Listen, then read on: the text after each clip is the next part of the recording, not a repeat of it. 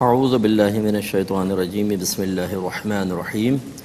تربیت کا مطلب ہوتا ہے تبلیغ الشیء الی کمالہ شیئا فشیئا، کسی شے کو درجہ کمال تک پہنچانا آہستہ آہستہ۔ ٹھیک ہے، تو اس کا مطلب یہ ہے کہ اگر ہم چند اپنے خاندان کی رسم و رواج، اٹھنے بیٹھنا اگر بچے کو سکھا بھی دیتے ہیں اور اس کے بعد ہم کہتے ہیں بس اب ختم ہو گیا، تو اصل میں تربیت کا فریضہ تو سر انجام ہوا ہی نہیں، کیونکہ وہ تو کمال تک پہنچانا، اور وہ بھی آہستہ آہستہ۔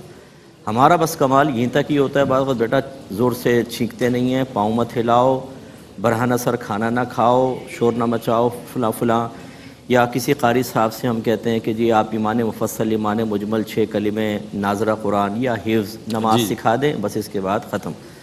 حالانکہ یہ درجہ کمال تک بچے کو پہنچانا ہوگا مختلف چیزوں میں۔ ایک تو عقیدے کے اعتبار سے، جیسے آج کل بگاڑ بہت زیادہ ہے، تھوڑے بچے بڑے ہوتے ہیں تو سوشل میڈیا پہ چلے جاتے ہیں، اور وہاں ہر شخص اپنی تھاٹس منتقل کر رہا ہوتا ہے، وہ اپنے نظریات بیان کرتا ہے، اس میں کون سا صحیح ہے کون سا غلط۔ اگر بچے نے بیسکس سیکھی ہوں تو کم از کم اس کے منفی اثرات اس پر مرتب نہیں ہوں گے۔ ایسے ہی احکام شرعیہ عملیہ کے معاملے میں کہ جیسے تھوڑا سا بڑا ہوگا تو نماز فرض، روزہ فرض، اس کے بعد اگر پیسہ آ گیا تو زکوٰۃ، پھر حج بھی ہے۔ اسی طریقے سے دیگر معاملات وہ خرید و فروخت کرے گا، کرائے پہ چیز کو لینا دینا ہے۔ تھوڑا اور بڑا ہوگا تو نکاح کے معاملات ہیں۔ تو یہ احکام شرعیہ عملیہ کے سلسلے میں پہلے علم اور اس کے بعد تربیت۔ تیسرا گناہوں کی معرفت ہوتی ہے کہ اس گناہوں کے اندر ایک تربیت دینا کہ کیا جائز ہے نہ کیا جائز، تو کس طریقے سے اس کو بچنا ہے، کس طرح نہیں بچنا۔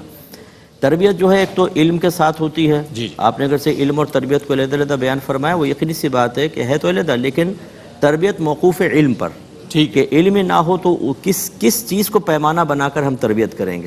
تو یہ، اور دوسری بات ہے کہ ایک تو علم اور دوسرا رول ماڈل بننا۔ ماں باپ اگر رول ماڈل بنیں گے تو بچے آبزرو کر کے سیکھتے ہیں۔ تو اس کا مطلب ہے کہ یہ دو چیزیں بہت ضروری ہیں۔ شرعی حیثیت جو ہے اس کی واضح طور پہ قرآن میں بیان فرمایا، یا ایھا الذین آمنوا قوا انفسکم واہلکم نارا وقودھا الناس والحجارہ، اے ایمان والو اپنے آپ کو اور اپنے گھر والوں کو جہنم کی اس آگ سے بچاؤ جس کا ایندھن آدمی اور پتھر ہے۔ گھر والوں کو جہنم کی آگ سے بچانے کا مطلب کیا ہے؟ انہیں علم دین سکھانا، نیکی کا حکم کرنا، برائی سے روکنا، اور خود اچھا بن کر انہیں اچھا راستے کی طرف لے کر آنا۔ یہ تمام تربیت ضروری ہے۔ اور شرعی حیثیت اس کی مختلف ہوتی ہے۔ جن چیزوں کا ایسا معاملہ ہے کہ نہیں سیکھیں تو بچے کفر و شرک میں مبتلا ہو جائیں، گناہ کبیرہ میں، اس میں تربیت فرض ہوگی۔ جو وجوب کے درجے میں اس میں واجب، جو سنت کے درجے میں اس میں سنت، جو مستحب کے درجے میں اس میں مستحب۔ یہ بھی ہم بعض اوقات مکس کر دیتے ہیں کہ مستحب پہ بعض اوقات تھپڑ مار رہے ہوتے ہیں، اور فرض کے طرف پہ خود ماں کہہ رہی ہوتی ہے ابھی بچہ رات میں دیر سے سویا ہے، چھوڑو قضا کر کے پڑھ لے گا۔ یہ معاملہ دیکھنا چاہیے۔ اور نبی کریم نے دیکھیں کیسے ارشاد فرمایا کہ بچہ 7 برس کا ہو جائے تو اس کو نماز کا حکم دو، اور 10 برس کا ہو جائے تو مار کے نماز پڑھاؤ۔ اس کا مطلب یہ بھی ایک تربیت ہے کہ فرائض پر استقامت کس طرح دلوانی ہے۔ رحمت للعالمین ارحم الراحمین کے حکم سے یہ بیان فرما رہے ہیں، مار کے نماز پڑھو۔ بہت اچھی بات۔ اللہ تعالیٰ فرماتا ہے وَأْمُرْ أَهْلَكَ بِالصَّلَاةِ وَاصْطَبِرْ عَلَيْهَا لَا نَسْأَلُكَ رِزْقًا نَحْنُ نَرْزُقُكَ، اپنے گھر والوں کو نماز کا حکم دو اور خود بھی اس پر ثابت قدم رہو، ہم تم سے رزق کا سوال نہیں کرتے، رزق تو ہم تمہیں عطا فرمائیں گے۔ اس کا مطلب یہ ہوا کہ جب ہم اچھی تربیت کر دیتے ہیں، ایک کامل فرد تیار ہوتا ہے، ایک اچھا باپ، ایک اچھا شوہر، ایک اچھی اولاد، ایک اچھا افسر، ایک اچھا استاد، ایک اچھا شہری، ایک اچھا مومن۔ تو پھر الحمدللہ اس کی شخصیت کے اثرات منتقل ہوتے ہیں دوسروں کے اندر، اور کم از کم اس کی آنے والی فیملی کے اندر، تو پھر ایک اچھا معاشرہ مارز وجود میں آتا ہے۔ بہت عمدہ انداز میں مفتی صاحب نے ہمارے سوال کا جواب عنایت فرمایا۔ قبلہ مفتی محمد اکمل مدنی صاحب تشریف فرمائے۔ مفتی صاحب، اکثر دیکھا یہ گیا ہے کہ والدین جو ہیں اپنے بچوں کی تربیت کے معاملے میں جو ہے وہ ناکام ہو جاتے ہیں، اور ناکام ہونے کے بعد بہت عرصے بعد انہیں یہ معلوم ہوتا ہے کہ جناب ہماری تربیت نہیں کر سکے ہم صحیح طور پر۔ اس کے اسباب کیا ہیں؟ اگر آج ان اسباب کو سامنے رکھا جائے تو نہ جانے کتنے ہی اس وقت والدین دیکھ رہے ہوں گے، ان کی رہنمائی ہو جائے گی، اور انشاءاللہ ان کی زندگی میں اگر یہ معاملات میں آپ کی نصیحتیں اور آپ کے جواب سے بہت سارے رہنما اصول آ جائیں گے تو ان کی زندگی میں بہت آسانیاں پیدا ہو جائیں گی۔ انشاءاللہ آپ کا اللہ تعالیٰ حسن ظن کی لاج رکھے۔ مسئلہ یہ ہوتا ہے کہ تربیت 2 حصوں میں ہم تقسیم کر سکتے ہیں، ایک دنیاوی امور میں تربیت اور ایک دینی امور میں تربیت۔ ٹھیک۔ عمومی طور پہ ناکامی دینی امور میں تو نظر آتی ہے، دنیاوی امور میں تو فل مطلب بچوں کو چارج کر دیا جاتا ہے۔ بلکہ شروع سے ہی برین واشنگ کی جاتی ہے اور اچھی طرح ذہن بنایا جاتا ہے. اور اگر بچہ کبھی بھولے سے دنیاوی تربیت کو نظر انداز کر کے دینی تربیت کی طرف جانے لگے تو کئی گھروں کے اندر یہ مشاہدہ کیا گیا ہے کہ پھر والدین پہلے خود کوشش کرتے ہیں, نہیں کامیاب ہوتے تو پھر چاچا ماموں آ جاتے ہیں, دیکھو بیٹا ہمیں دیکھو ہم نے زندگی کیسے گزاری ہے, یہ جو جتنے عیش و آرام ہیں بیٹا یہ حلال سے نہیں ہوتے ہیں. وہ پہلی بچے کے چابی بھرتے ہیں کہ بیٹا حرام کچھ اوپر نیچے کرنا پڑتا ہے. دینی تربیت کے حوالے سے جو ناکامی ہے اس کے بہت سارے اسباب ہیں, جن میں سب سے پہلی چیز جو ہم دیکھتے ہیں کہ خود ان کی بعض اوقات تربیت نہیں ہو پاتی, اور اس میں مطلب بیچارے والدین بھی کچھ قصوروار ہوتے ہیں, کچھ ان کے لیے بھی مسائل ہوتے ہیں کہ اگر اوپر والوں کو دیکھیں انہیں ماحول نہیں ملا ہوتا, ایسی تربیت والا ماحول, نہ گھروں کے اندر ماحول. مساجد میں تو عورتیں ویسی نہیں جاتی ہیں, اگر مرد جاتے بھی ہیں تو ہماری مساجد میں حقیقتاً ہر جگہ اچھا ماحول نہیں ہے. بعض جگہ علماء بہت اچھے ہیں, وہ ہر چیز کا خیال کر کے قرآن حدیث اور تربیت پہ بڑا اہتمام کرتے ہیں, لیکن ہر جگہ تو ایسا ماحول نہیں ہے. پھر اسکول کالج یونیورسٹی کا تو پھر آپ نام ہی کیا لے لیں. تو جب ہر طریقے سے ایک لڑکا ایک لڑکی کوئی تربیت حاصل نہیں کر پاتا, پھر ان کی شادی ہوتی ہے, میاں بیوی ہو گئے, کچھ عرصے بعد بچہ ہوا تو ماں باپ ہو گئے, اب یہ بیچارے آگے کیا تربیت کریں گے. تو سب سے پہلے ناکامی کا سبب جو ہے وہ خود ان کی عدم تربیت اور ماحول کا نہ ہونا ہے. دوسری چیز ہوتی ہے احساس ذمہ داری کا نہ ہونا, کہ چلیں اگر نہیں تھی تربیت, اب چینلز اتنے آ گئے ہیں, سنتے ہیں, سب کچھ ہوتا ہے, لیکن ایک کان سے سنا دوسرے کان سے نظر انداز کر دیا. اس احساس ذمہ داری بہت ضروری ہے. اگر آج آپ علماء کی بات کو اوائڈ کر دیں, آج آپ بچوں کی تربیت نہ کریں, شاید دنیاوی نقصان اتنا نظر نہ آئے, بعضوں کو تو آ بھی جاتا ہے, نہ نظر آئے, لیکن میدان محشر میں تو اللہ تبارک و تعالی اگر اس کی رحمت ان پر مطلب متوجہ نہ ہوئی اور اللہ نے نہ بخشا اور گرفت کر لی تو پھر تو بہت سخت معاملہ ہے. تیسری چیز جو ہوتی ہے وہ تربیت کا انداز نہ آنا.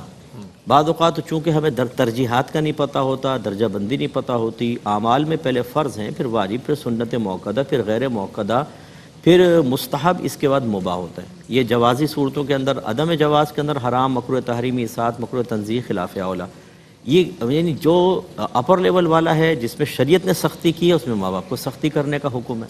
ابھی جیسے ہم نے بات کی تھی کہ اس میں بعض اوقات نرمی ہوتی ہے, مستحبات میں انتہائی سختی ہوتی ہے, اور ہمارے معمولات اہل سنت میں بھی اکثر چیزیں مستحبات کی ہیں, ہم ان کا بچوں کو عادی بناتے ہیں. بیٹا دیکھو یہ نیاز کرنی ہے, فلاں چیز کرنی ہے, مدارات پہ لے کے جا رہے ہیں, دیگر 11ویں ہیں 12ویں ہیں, صلاۃ السلام کا بڑا اہتمام, تو کوئی مستحب چیزیں اس کا انکار نہیں ہے, لیکن جو فرائض واجبات ہیں بعض اوقات اس کی کامل تعلیم نہیں ہوتی, اس کے موازنہ اگر کیا جائے تو یہ پھر ایک مسئلہ پیدا ہوتا ہے.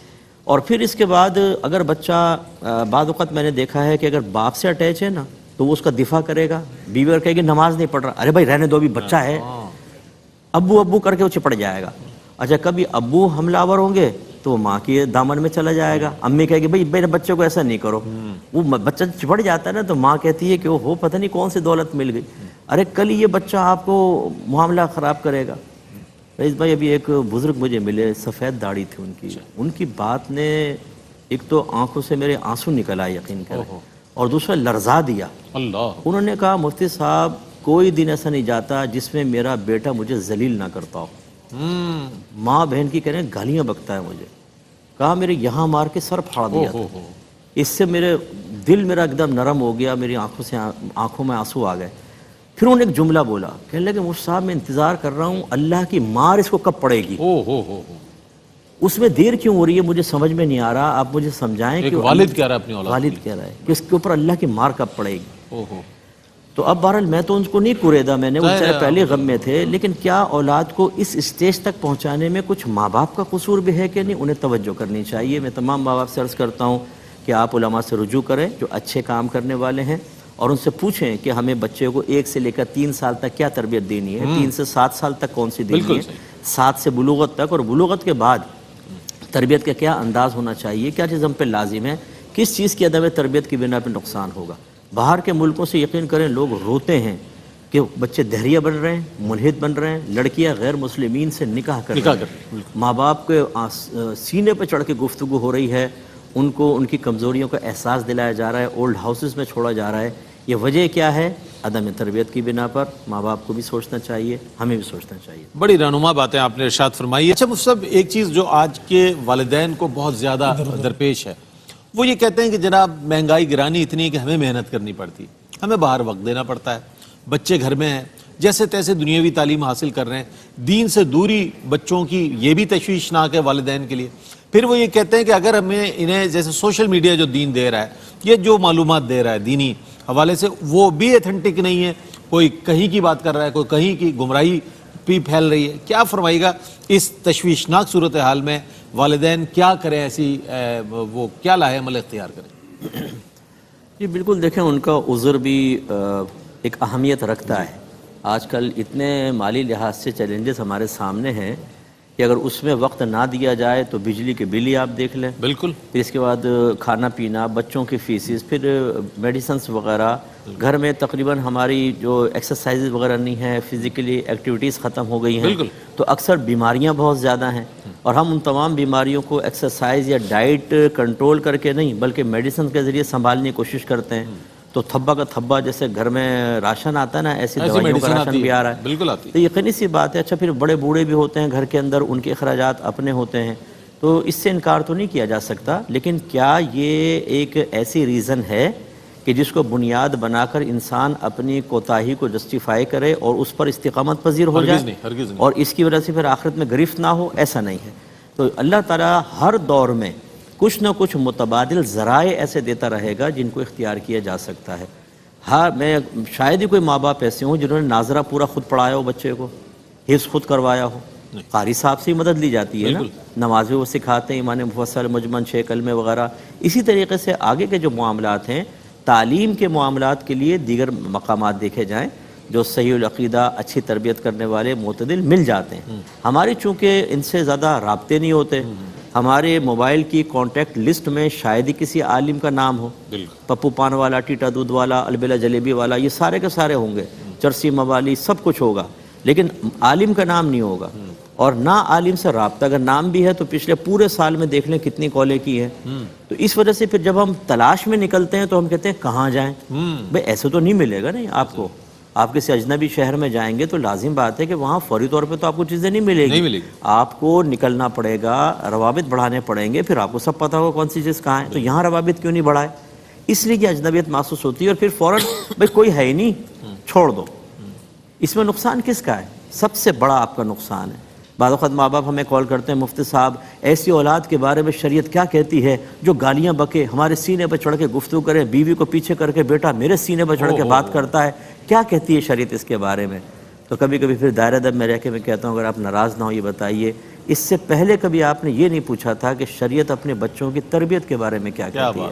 جوان ہونے کے بعد بچہ جب میری آنکھوں میں آنکھیں ڈال کے گفتگو کرے گا، اس پردرد لمحے سے بچنے کے لیے شریعت کیا کہتی ہے؟ بالکل، جب تک بچہ آپ کے حق میں بہتر رہا، آپ کے ذاتی مفادات پہ ضرب نہ لگی، آپ کو شریعت یاد نہ آئی، اور جب بچہ آپ کے مفادات کے خلاف جانے لگا، آپ کی مرضی کے مطابق نہ چلا، بیوی کی زلفوں اور اس کی ہرنی جیسی آنکھوں کا اسیر بن گیا، تو پھر آپ کو تشویش ہوئی کہ بچہ ہاتھ سے نکل گیا۔ پھر آپ نے کہا شریعت کی ڈھال کے ذریعے اس کو قابو میں کرنے کی کوشش کرو، اور اس کے لیے سپہ سالار کون ہے؟ مفتی صاحب۔ تو یہ چیز مناسب نہیں ہوتی ہے۔ ہمیں ایسے والدین سے ہمدردی ہے، اور مجھے افسوس ہوتا ہے، دکھ ہوتا ہے جب مائیں رو رو کے بات بتاتی ہیں، یقین کریں دل پزمردہ ہو جاتا ہے، کافی دیر تک تو پھر آدمی اپنی کیفیت میں بھی نہیں آتا، کام پیچھے ہو جاتا ہے۔ ہمیں بعض اوقات اپنے صدمات نہیں ہوتے، یہ صدمات ہوتے ہیں۔ اس لیے میں ماں باپ سے گزارش کرتا ہوں کہ آپ تھوڑا سا دینی لوگوں سے رابطہ رکھیں، جو بھی چیز چاہیے ہو آپ ان سے گزارش کریں۔ میں ہمارے پاس ٹائم نہیں ہے، ہم وقت اتنا نہیں دے سکتے دینی حوالے سے، نہ ہمارے پاس وہ صلاحیت ہے، آپ اس کمی کو پورا کریں، مل جائیں گے انشاءاللہ۔ اور کچھ بھی نہیں ہے، کنٹرول روم سے میرا نمبر لے لیں، جتنی میں استطاعت رکھتا ہوں میں انشاءاللہ ان کو رہنمائی فراہم کروں۔ بہت اچھی بات ہے۔